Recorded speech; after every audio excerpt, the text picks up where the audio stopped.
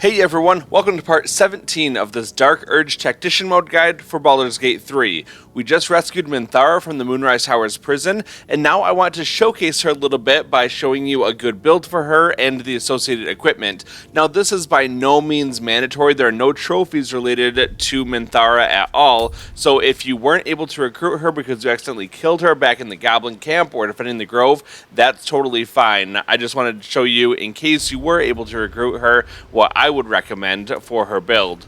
So starting off, we do have most of the equipment already, but there are a couple things we want to get. We can go back to the Moonrise Tower docks, and then if we go back inside the Moonrise Towers, we can find a merchant in here. We've already spoken to him before, and he will actually have the weapon that we're looking for. Because we talked to Disciple Z'rell and got her blessing to speak to the Quartermaster, who is the Bugbear Quartermaster, and get her secret stash, we can also see some of the things that he's got going on that we couldn't buy before. Well, anyway, we're heading back up to the main floor here, and then we're going to go over toward the side, and that's where we're going to find him. Once we go all the way toward the north and then turn over toward the west, we're going to find the bugbear merchant named Lan Tarv right over here. If you have coin, then show it. Z'rell said you're to share her private stash with me. Took a liking to you, did she? Watch yourself. She breaks her toys once she's done with them. So now his inventory has expanded a little bit. There's nothing really important that you need except for this halberd of vigilance. This is a great weapon. Unfortunately, it's very, very expensive. I don't have nearly enough money to buy this thing right now. So instead, we're just going to steal it from him. This is a little bit difficult, but it's definitely doable with the right preparation. So starting off, we're just going to go right behind him and just hide out over here. And then you'll definitely want to save your game because, like I said, it is a little bit difficult and you want to be able to come back in case something goes wrong. So now with Astarion, we're going to go into our inventory and we're going to use a potion of invisibility. We just got a few of those in the last part, so you should be good on that. And unfortunately, I did miss the saving throw for that invisibility, so I do have to use it again. But this time it does work. So you'll probably get away with only having to use one of these, but I used two and that's fine. Then I'm going to sneak and then pickpocket him, and I'm going to grab that halberd of vigilance, and luckily it worked for me, and now I'm going to get out of here before I am caught, and that would be very bad for me. So we're going to just run outside real quick, and then we're going to escape before we are accused of pickpocketing. I'm going to head to camp right here. You'll see me do that, but ultimately I wanted to head over toward the Last Light Inn because the last piece of equipment that we need is found there. I did mention it in an earlier part, but I just wanted to show you where it was again because I didn't pick it up before and now I'm going to. So Quartermaster Tali over on the left side when you go into the camp, she has a cloak for us, and that's going to be the Cloak of Protection, giving us a +1 to our armor class and our saving throws. You can also spend a few minutes selling off old things like the scrolls. They're a very good source of money, so just get some money back selling off some old stuff. And that's all that we need for new equipment. Everything else we already have. So we're going to go back to camp, and then we're going to talk to Minthara to add her onto our team. And then we're going to switch control over to her so that we can go into the equipment menu, and we're going to give her all the equipment that she needs. So I'm going to give you a quick overview of everything that I equipped onto her. Starting off, we have the Helmet of Smiting. When you apply a condition with one of your smite spells, you gain temporary hit points equal to your charisma modifier and constitution saving throws +1, so we're able to hold on to our concentration spells better. We just grabbed the Cloak of Protection with its armor class +1 and saving throw +1, and then we have the Disintegrating Nightwalkers that we got from Nier. We can't be enwebbed, entangled, or ensnared, and can't slip on ice or grease with Misty Step for good mobility. I put on the Adamantine Splint armor. This is the heavy armor that we crafted down in the Grim Forge, and all incoming damage is reduced by 2, and anything that hits us gets sent reeling for 3 turns, and we can't get critical hits on us. The Gloves of the Growling Underdog give us an advantage with melee attack rolls whenever we're surrounded by 2 or more foes. And then the 2 rings that we have are the Shifting Corpus ring for increased invisibility spells and blur, and we also have the Strange Conduit ring so that whenever we are concentrating on a spell, we deal an additional 1 to 4 psychic damage. The periactive wound closure, when we're downed, we automatically stabilize at the start of the turn, and whenever we heal, we're healed for the maximum amount. We're definitely going to be a tanky frontliner with our new Halberd of Vigilance, and we get a +1 bonus to our initiative and advantage in perception ability checks. And when you make an attack roll as a reaction, you make it with advantage. With the extra reach ability on that thing, we can hit things a ways off before they have a chance to hit us. And then I put on the Titan String Bow as well, just for a little bit of extra range damage, but it doesn't really give us any sort of modifiers or bonuses. It's just a way to use our strength stat to our advantage. That's it for all the equipment. Now let's go into the level up screen so that we can walk through how we want to raise Minthara up to be the best paladin possible. So starting off with level 2, we're going to choose a fighting style, and we're going to go with great weapon fighting, so that when we use a two-handed melee weapon and we roll a 1 or a 2, we can automatically re-roll that. So good for us. Let's go ahead and choose that one. And then for the spell book, we do have a lot of good spells available to us, so I'm just going to show you the ones that I would recommend. Starting off, we're going to go with Protection from Evil and Good. It's a good thing to prevent us from being harmed by a lot of the things in Act 2, so a good one to have there. And then I'm also going to grab the different smite spells that we have available to us. The Thunderous Smite for some thunder damage. We also get the Searing Smite so that we have a little bit of extra fire damage. And finally, we have the Wrathful Smite for psychic damage. That allows us just to spread out the damage types that we do to hit different weaknesses. Now moving on to Paladin level 3, we also get a couple more spells available to us, as well as the Drow Magic Fairy Fire.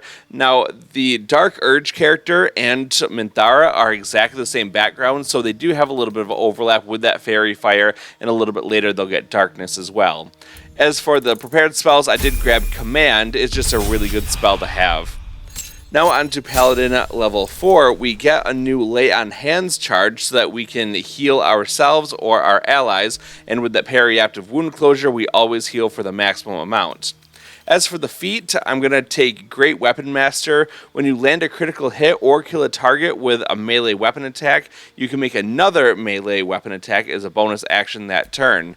And that's just really good for us. We also get a +10 to our damage, but a -5 to our attack. So it's a little bit riskier. We might miss more attacks, but when we do hit, we're going to do a lot of damage with that. So now we're going to switch up our spell book one more time here. We're going to take Heroism. It's just a good spell to have that we can prevent ourselves from being frightened, and we can gain some extra temporary hit points. So let's go ahead and lock that in, and then we're going to move on to Paladin level 5. At level 5, we get a lot stronger because we gain the extra attack, and that way we can make an additional free attack whenever we do a normal melee attack. And like I mentioned before, we get Darkness just because of our character background. So let's do that, and then as far as the spells go, I don't need to take Aid. Instead, I can take either Branding Smite or Magical Weapon. Either one of these is really good. For right now, I'm just going to grab Magical Weapon so that our weapon can become magical based, and we get a +1 bonus to attack and damage rolls. So take that one. It doesn't really matter though, because the next level, we're just going to take the other one. So choose one now, and choose the other one later on. At Paladin level 6, nothing really fancy happens. We just get to put on the other spell. So this time we're going to take Branding Smite to have another smite ability available to us. So now we can do radiant damage on top of the thunder, fire, and psychic damage that we're already able to do.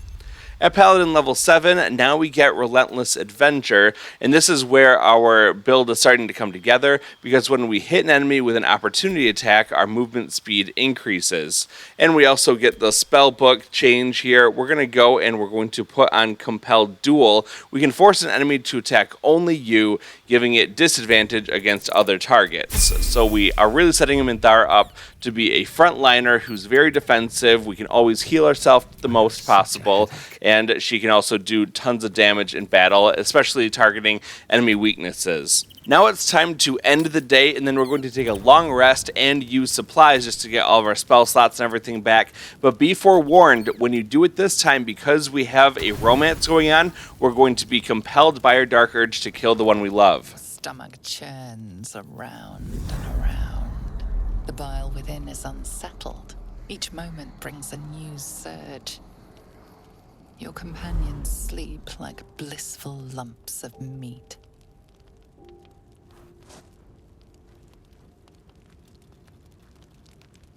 Ah, she thinks she is finally away from the monsters. Poor fool. You could do so much better, my lord. Cease this insubordination. You serve me. I am but an eager messenger from the depths of your dirty thoughts. Your clever mind is penning tragedy as we speak. Your repressed urge yearns to kill. And kill you will. Tonight, the moment you close your eyes, your favorite person will be brutalized. I didn't lay a finger on Isabel. I can control myself. It is precisely because you didn't touch her that you are insatiable. Your dark urge will have death, one way or another. Tonight. She's as good as dead anyway. She won't be saved by the power of love. Not yours. We are indomitable together. You underestimate us. You are wrong to consider another your equal. It is my duty to ensure you are making the right decisions, Master. There was much disappointment at your reluctance to kill the little moon maiden. You could kill this one deliberately. I'm sure it will be considered a great show of goodwill. The tithe could still be yours. There's no chance in the hells I'm going to kill my companion. I do not doubt you will act with a decorum befitting one of your rank. Good night, sweet lord. Your companion rests blissfully, without a fear in the world. Reach forward to shake her shoulder and wake her. As your hand approaches her body, it wavers. It longs to close around her throat. Saving throw, resist, wake her up. This is the first of a few different skill checks we'll have to do throughout this cutscene, and we need to succeed here, otherwise Karlach is going to die, which will void out one of our trophies later on. So make sure you use whatever advantages you have possible, save the game so you can always come back here, and when you're all ready, then roll the dice so we can keep going.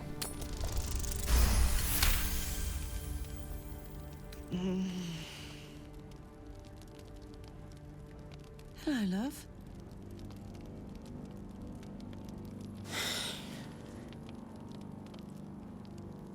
Did you have a bad dream? You look like hell. What's wrong? You are in a lot of danger. We need to act fast. Tell me what to do, and it's done. As you tell your story, fatigue fills your body. Your head swims with the worst headache you've known. I'm going to kill the person I care most about, you, unless you can stop me. That's so sweet. And fucked up. As for whether I can stop you, I won't worry about that. But why didn't you tell me before? I could have helped you sooner, like you've helped me. That's what we do. We help each other. Suddenly you become drowsy. Your vision blurs and floods with yellow bile, and you faint in a dizzy blur.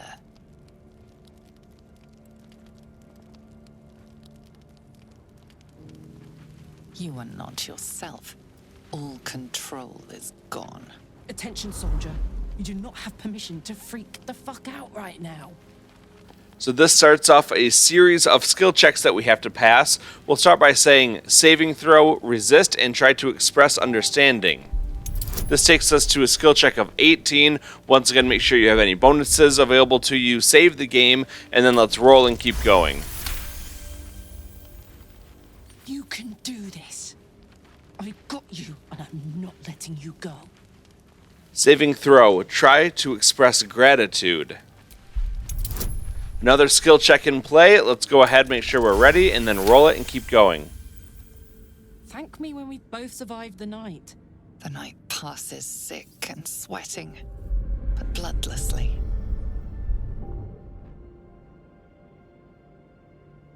You once again inhabit your own mind.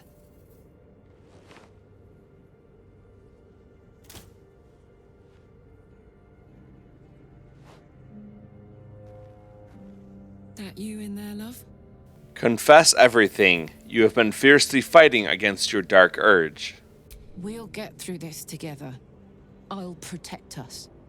And we'll skip through fate like two truants on the beach at midday. I promise I will be the person you see in me.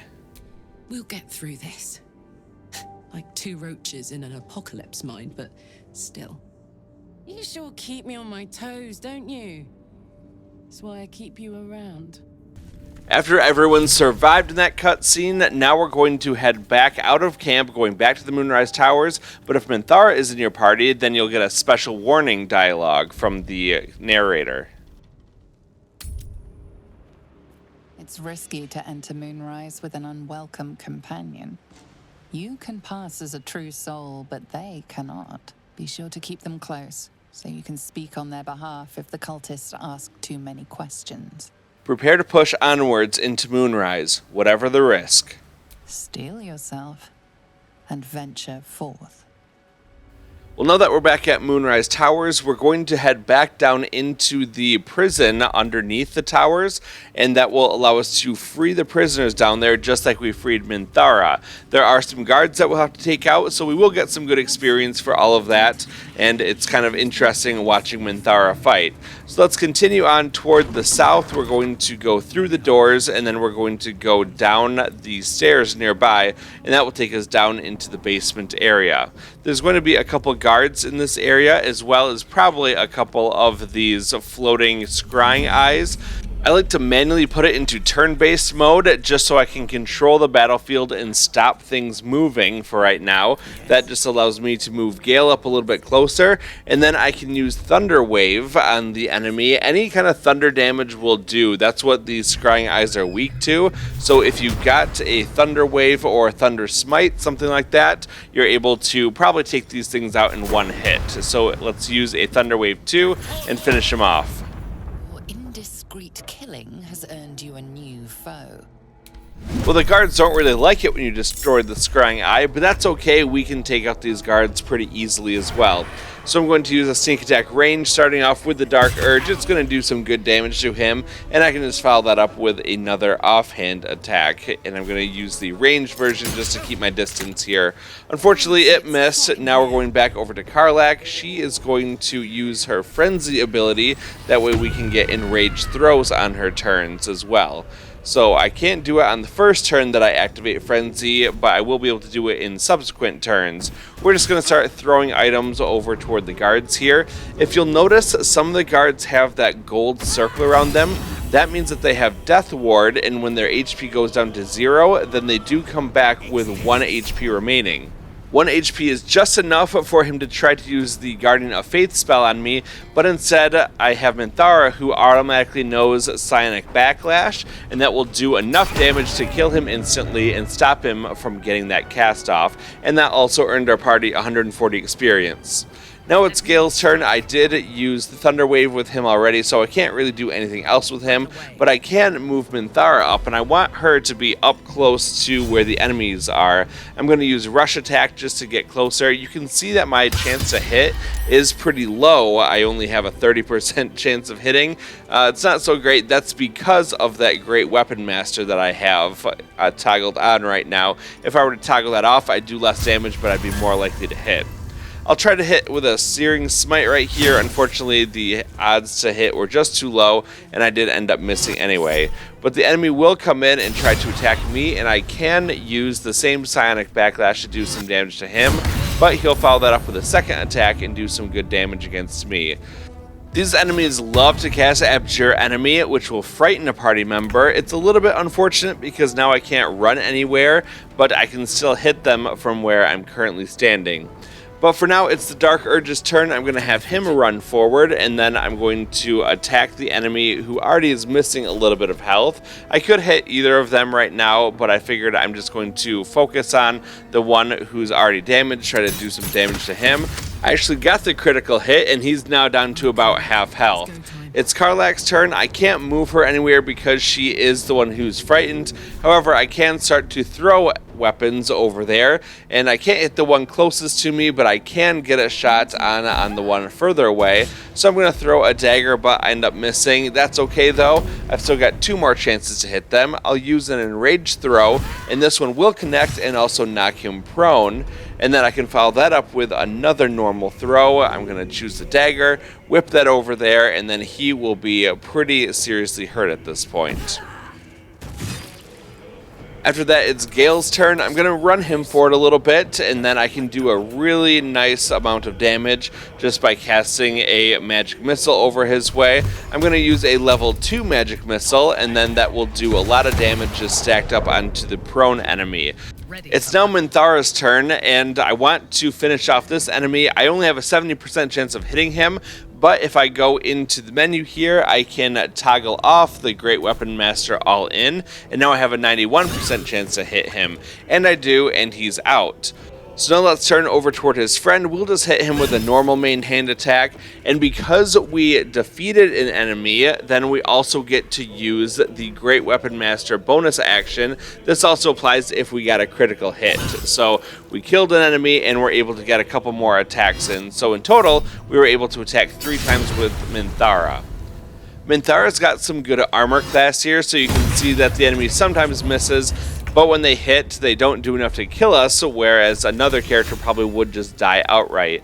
Now, that being said, Minthara is hurt pretty bad, so we definitely want to keep that in mind.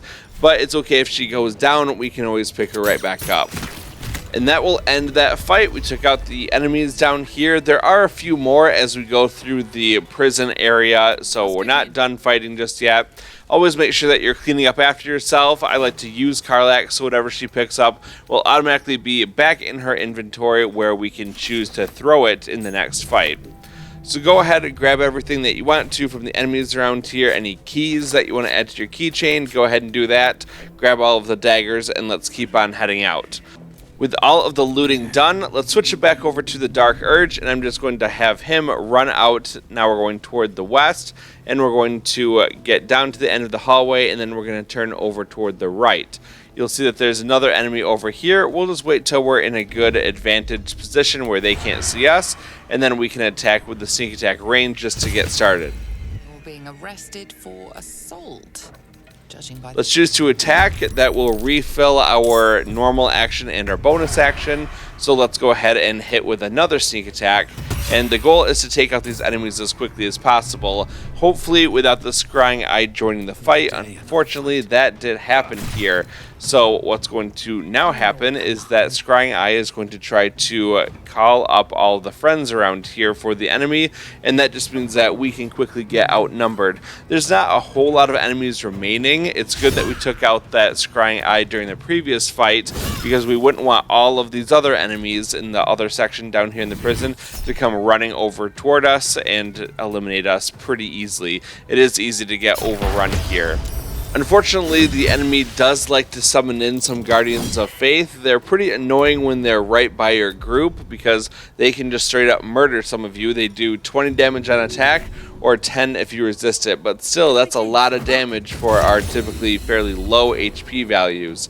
But luckily, once you take out the person who cast the spell, then the Guardian of Faith will also be eliminated.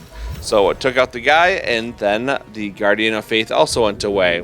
Let's run over here so that we can provide a little bit of assistance to Minthara, who's gone down. I do want to move Gale up a little bit. If I had thought about it a little bit more, what I probably would have done is to switch his spellbook a little bit so that he would have the chromatic orb, and that could also do thunder damage, but from a distance. What I have right now is just the thunder wave, and I've got to be really close to the enemy. Your other spell is probably not going to do a whole lot against this thing, so don't even really bother. And you can see that it used Psychic Scream so that other enemies are coming in. It's trying to call in some reinforcements. So the quicker that you can eliminate those guys, the better, because you do not want to get overrun here.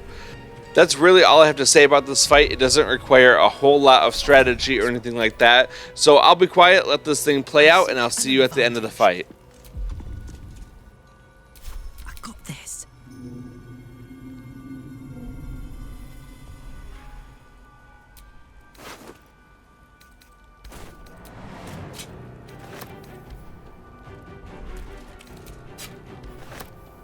Jimmy on the go.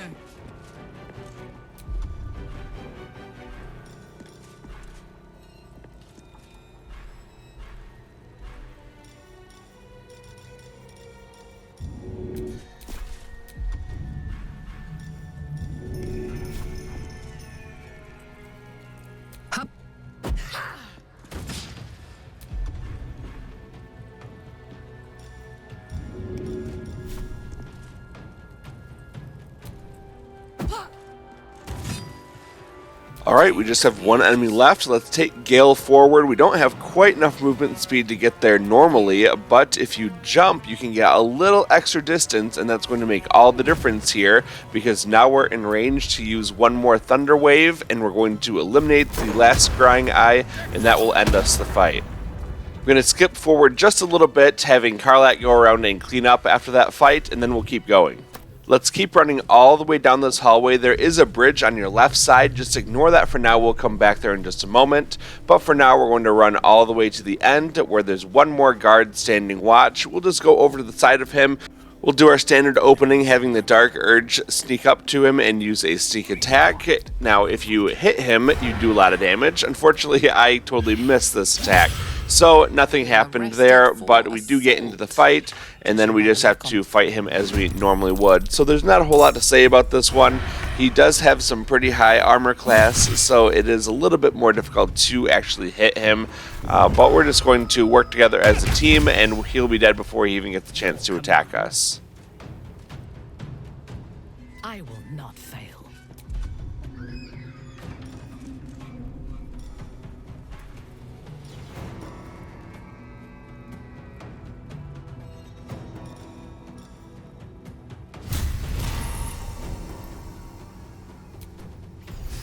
I cannot take much more of this.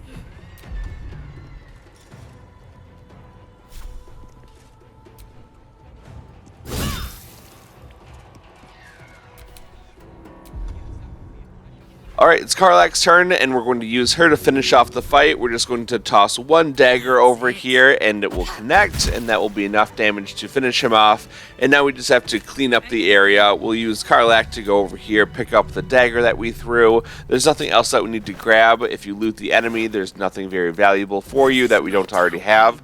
So that'll be enough, and we're just going to now head over, and we're going to go across that bridge that I mentioned earlier, and we're going to go into the warden's office, because we have to defeat the warden of this prison. So let's go inside the doors, and then once everyone gets inside, we're going to close the door just in case there's one of those scrying eyes going around. We don't want it to come into the room and be able to summon in some more enemies from somewhere else. So now we're going to save the game before we initiate combat with the Warden. He is a little bit tough. He's actually kind of hard to hit in a lot of ways. So just be prepared, and then we're going to go over and initiate the fight once again by having the Dark Urge use a sneak attack. This one does connect, thankfully, and we begin combat. Unfortunately for me, the Warden got a really high initiative roll, so she is actually going to go first here, and she will turn invisible.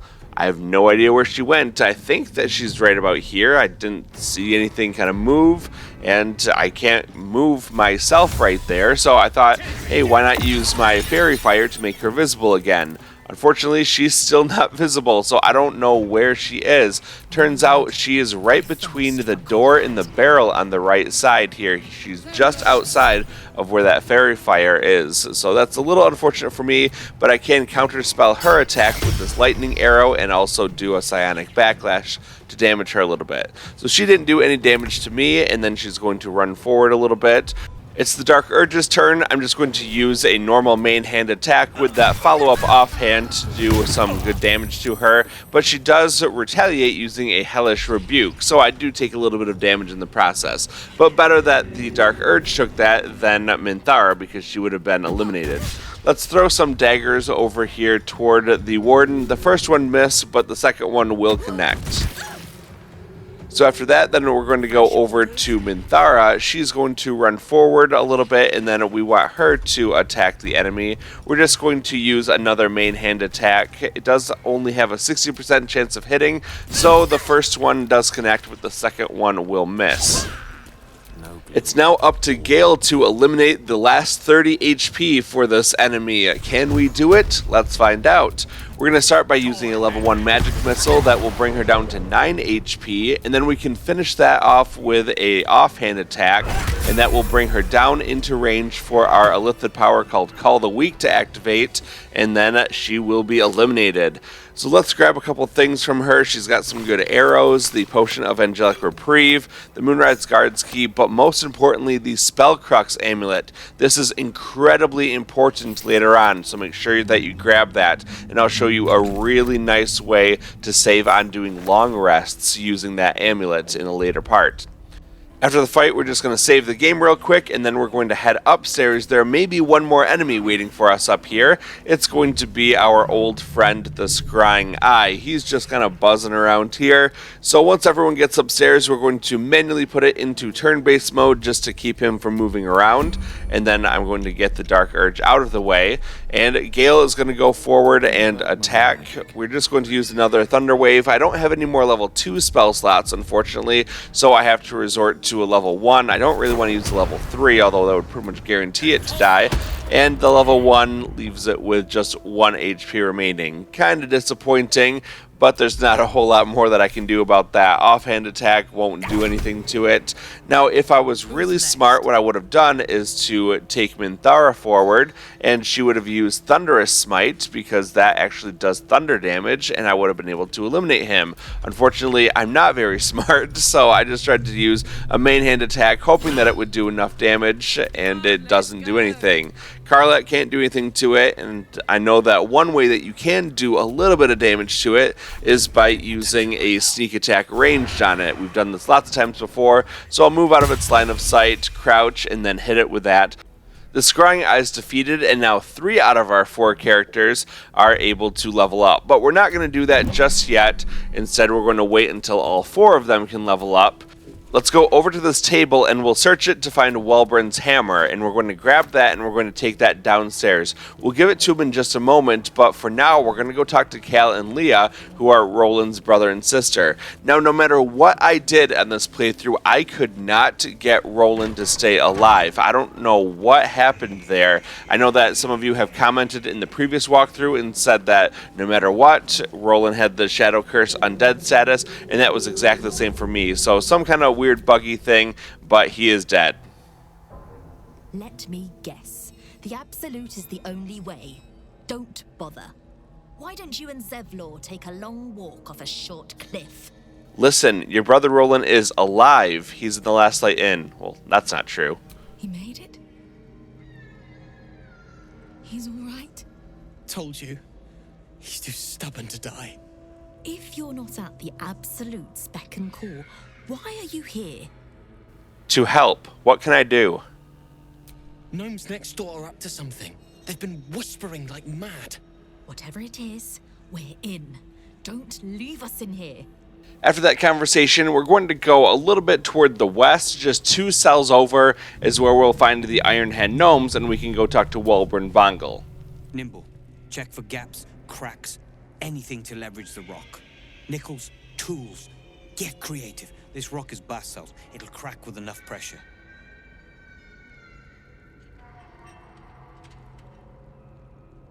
Ah!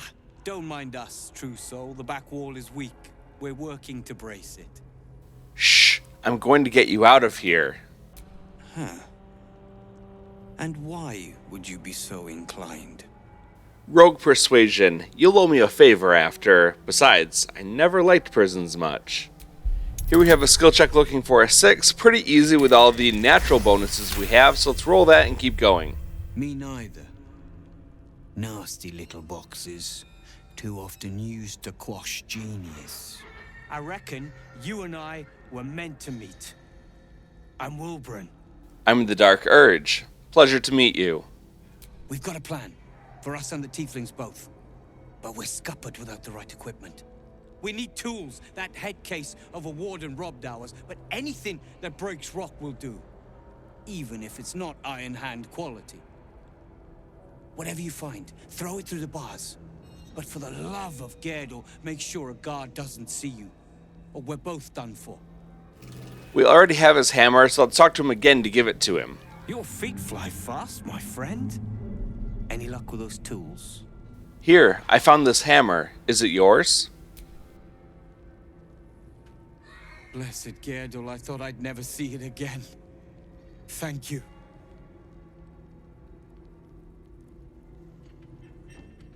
The plan is to wait for a quiet moment, then bust out the back wall.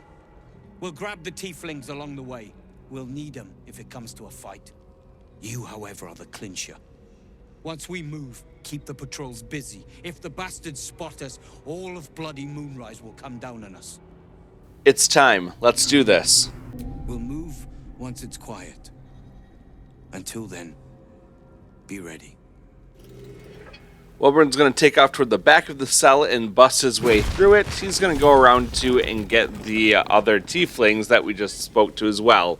But we're going to head all the way toward the southwest end of this hallway, and there's a couple things that we want to grab in order to jump up to an upper ledge. Let's go around by this guard, and we're going to pick up the wooden trunk and add it into our inventory, and then we're going to go to the other side of his body and grab the wooden barrel. So you grabbed both of the wooden crate and the wooden barrel, and now we're going to walk over up this little ramp here, and when we get to the top, let's go into our inventory, and then we're going to choose the barrel that we picked up.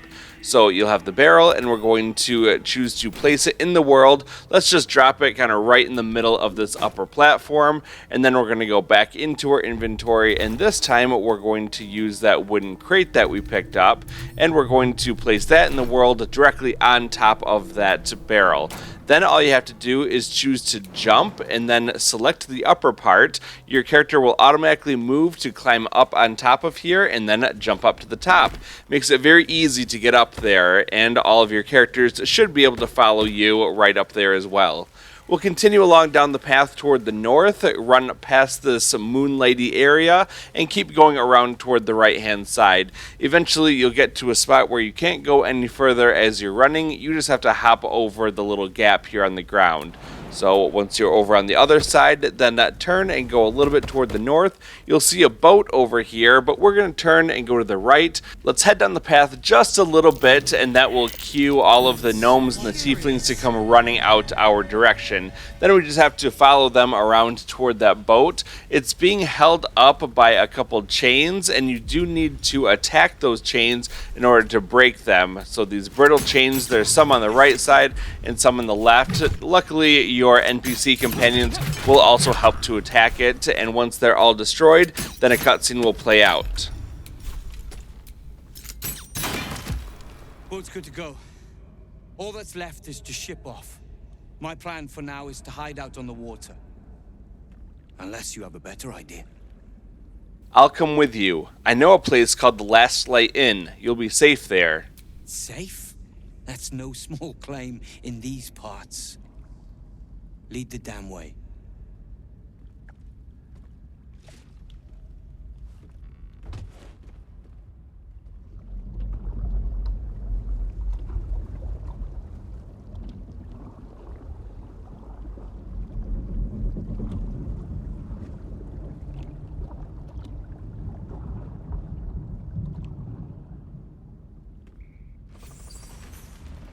You drift through the dark until time, skill, or luck brings you to Last Light's dock.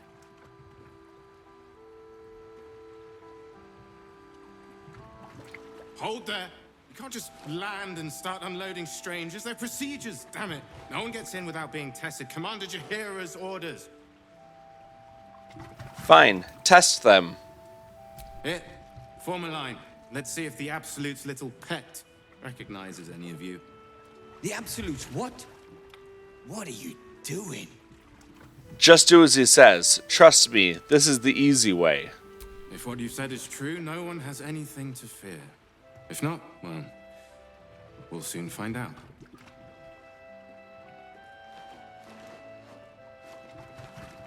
Now, form a line. I'll not ask again. There's no need to watch them all go through the testing process, so just turn yourself toward the east and we're going to go up these stairs, and then there's a few more stairs just ahead of us, so go up those and then you're going to be outside. Turn toward the right and then go up another set of stairs. This will take you up to the front of the Last Light Inn in the big courtyard area.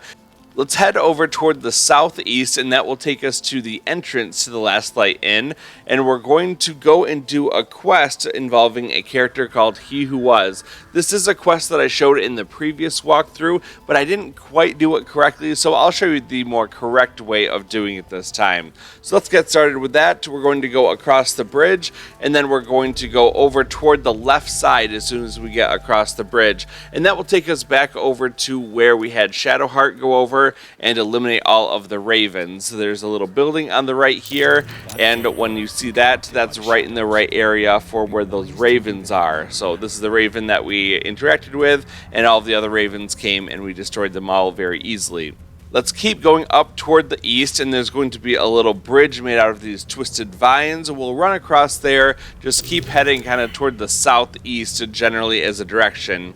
Then when you get up to the top part, just continue running toward the south, and you're going to get over toward the end part here. There's a little bit of a ledge that you can pop up, then just keep running over toward the south, and eventually you'll be able to go up some more routes, and you're getting very close now to the end of the path. When it looks like you can go no further, there is a little bit more of a path that will take you over toward He Who Was and his white raven. Move close for a cutscene. Where lies your guilt? The waning moon. What's going on here? You walk in the darkness unafraid. How curious.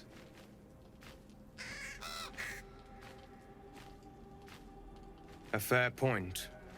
Perhaps this one could assist us. The murdered lie silent. The raven asks, will you be their voice? Any option here is fine. I'll say monk. Death often comes for a reason. I've killed before. Does that make me a murderer? Depends. Did those you killed trust you? Care for you? This woman tended a bar where she took her patrons, her friends, into her confidence. Promised their secrets were safe with her. Yet she turned their words into knives and stabbed them in the back. They died because of her, and to this day her victims lie unavenged. She's dead.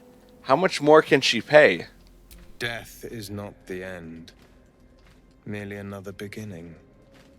I seek a record of this one's crimes, written in her own hand. Through it, I can summon her spirit and force her to face trial for her crimes. What do you need me to do? Go to the distillery, the one she calls the Waning Moon. Find the ledger and bring it to me. Fortunately for us, we already have Madeline's ledger from the Waning Moon, so let's go over and talk to He Who Was once again. The air stirs in trepidation. You have the ledger. Here, take it.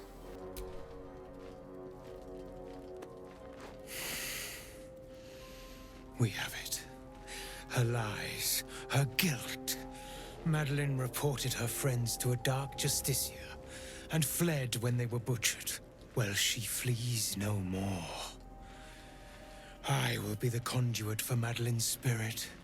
I will force her to face trial, and you will be the judge. Make her beg. Make her suffer. I'm here to make sure she sees justice. There is no justice for traitors, only pain.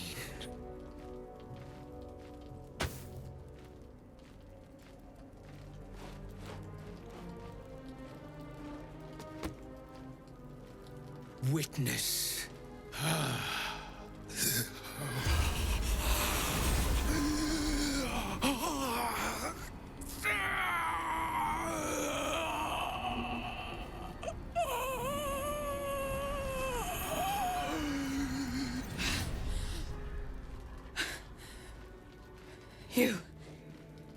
He said I was going to be punished.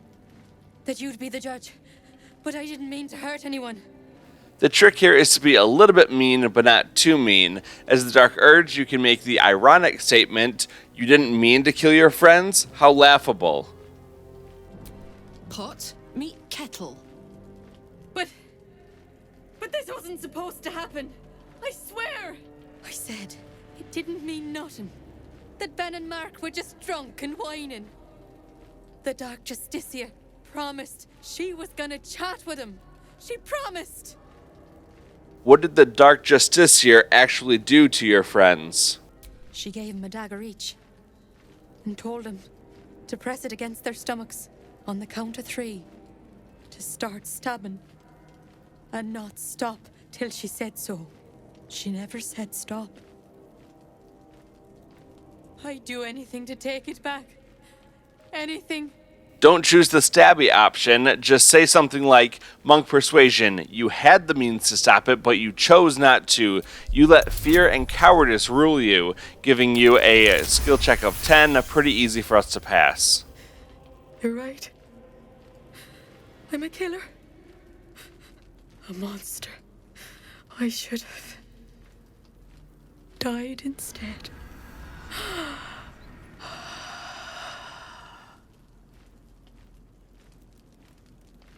Ah, glorious.